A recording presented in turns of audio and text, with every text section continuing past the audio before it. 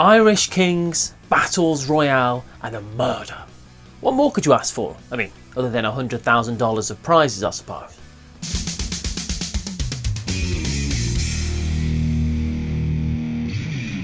Firstly, we have Brian Boru, High King of Ireland, where 3 to 5 players seek to unite Ireland under their rule alone. And what lured me to this game, like some type of mystical Irish redhead who's also probably a monster of some kind, is that it's by Pierre Sylvester, who had a surprise smash hit last year with a reprint by Osprey Games of The King is Dead, another historical game of cunning, machination and shifting alliances, and more than one raised voice at my dining room table. As is probably to be expected, the task of uniting Ireland isn't easy, as you secure your forces to fend off the Viking invaders, build monasteries to extend your influence, and gather the support in towns and villages.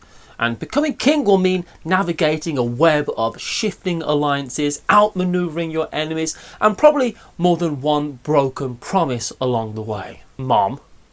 This aspect of history is so rich in intrigue and constitutional shenanigans.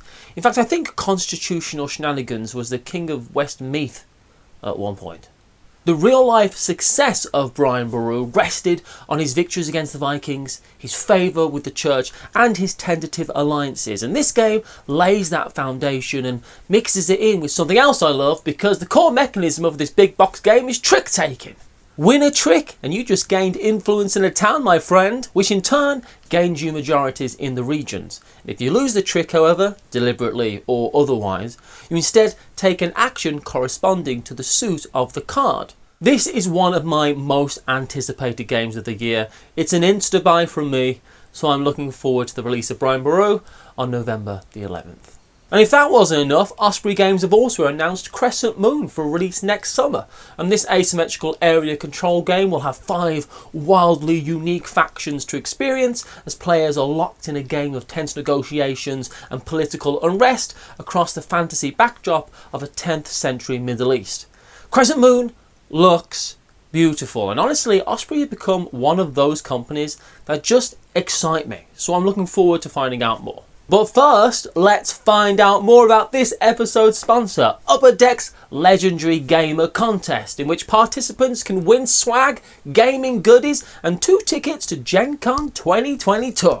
Upper Deck is searching for the ultimate legendary gamer, the most passionate of tabletop gamers who've made a positive impact in the gaming or legendary community. That could be me, or you too, I suppose, if you're over 18, and you can follow the contest rules posted on Upper Deck's website, which includes submitting either a short essay or a 1 to 3 minute video describing what makes you a legendary gamer. Like how I host a bi-weekly news show all about the hobby. Just saying, I'd be a shoo-in if my long history of bribing contest officials didn't ultimately make me ineligible.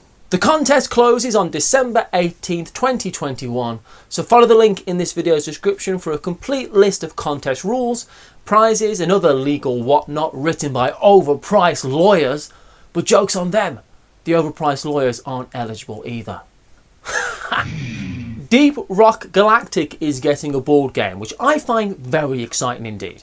For those that aren't familiar with the video game Deep Rock Galactic, imagine a bunch of dwarves mining asteroids for precious minerals while also fighting off monsters, but also it's a 1 to 4 player co-op, so normally it involves players chaotically trying to race against time and laughing a lot. It's frantic, frenetic fun for 4 unique classes, tons of avenues of upgrades with weapons and gear as you explore the fully destructible, procedurally generated cave networks.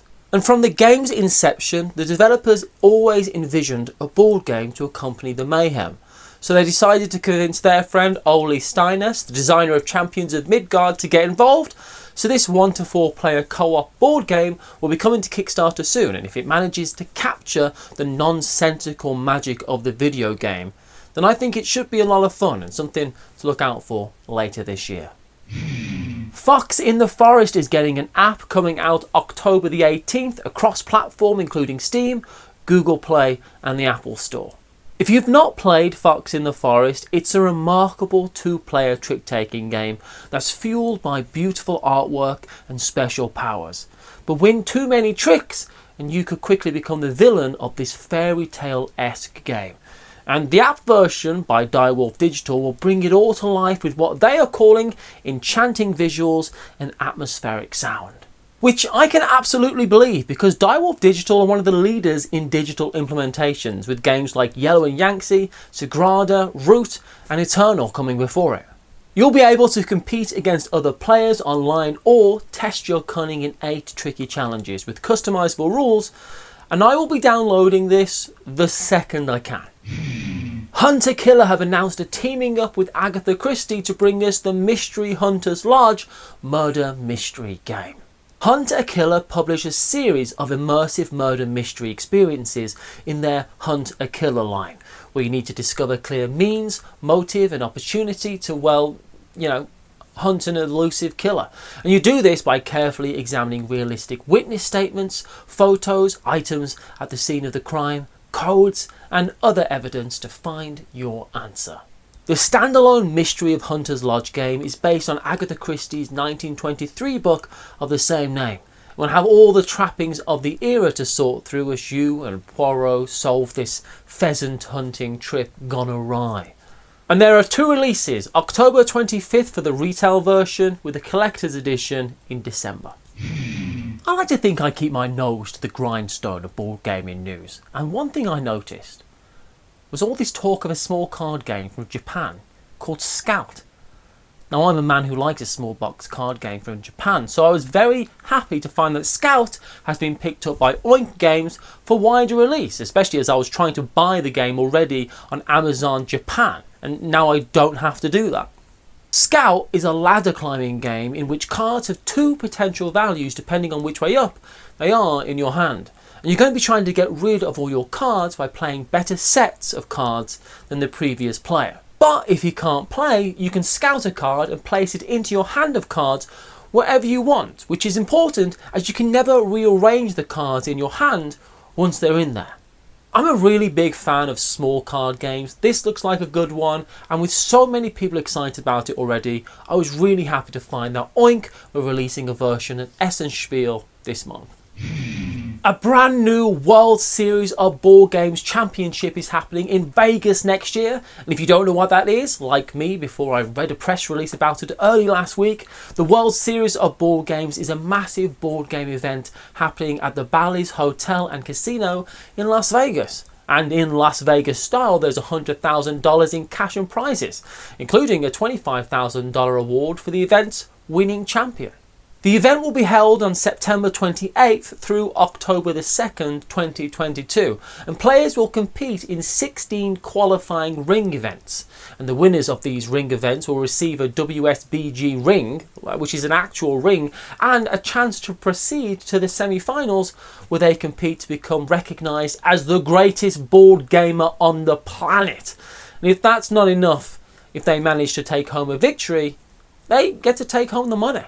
The tournament's ring events are all being revealed throughout this month, and the WSBG have sponsored this portion of the episode to give me the honour of announcing that Splendor will be among them. Tickets to the event go on sale in November. Follow the link in this description below to find them at WSBGVegas.com. And on October 11th, Joel Eddy of Drive Through Games will be doing a live playthrough on his YouTube channel and revealing one of the next ring event games, as well as the fine folks over at Blue Peg Pink Peg, who will reveal another ring game on their podcast, releasing on the 11th as well. The World Series of Board Games Championship slogan is "Leave nothing on the table." And they went and put $100,000 of prizes on the table, so someone's got to take it.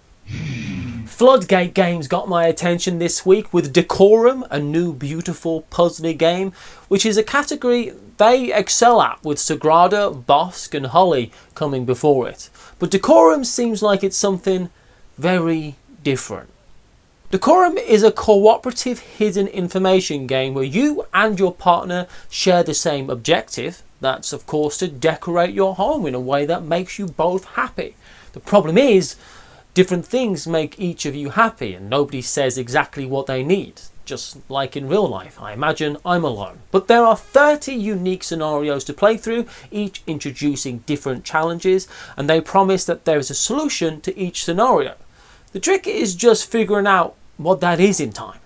At its heart, Decorum is a pretty straightforward logic puzzle. There's a small number of ways to arrange the internal pieces that meet all the requirements listed on players' rule sheets simultaneously. The twist of Decorum is that it's also a hidden information game.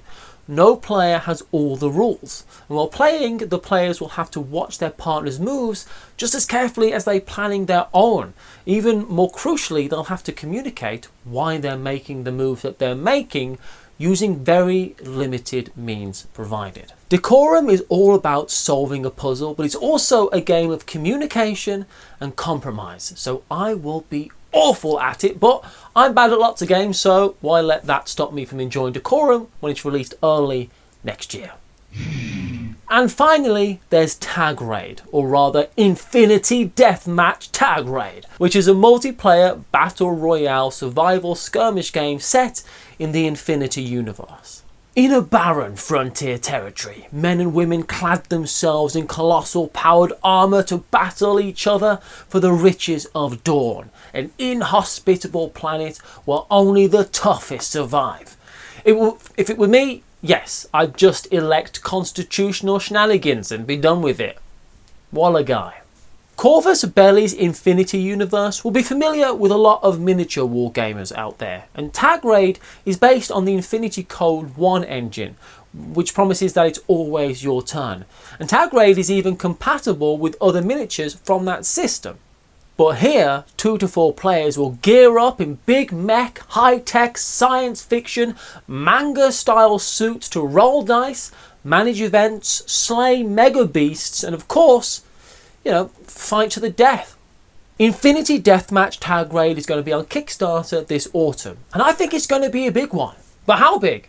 Will it be on our hotness list this month? Will it be on the People's Choice or on our radar? There's only one way to find out, and that's by continuing on your watch it play journey with one of these videos.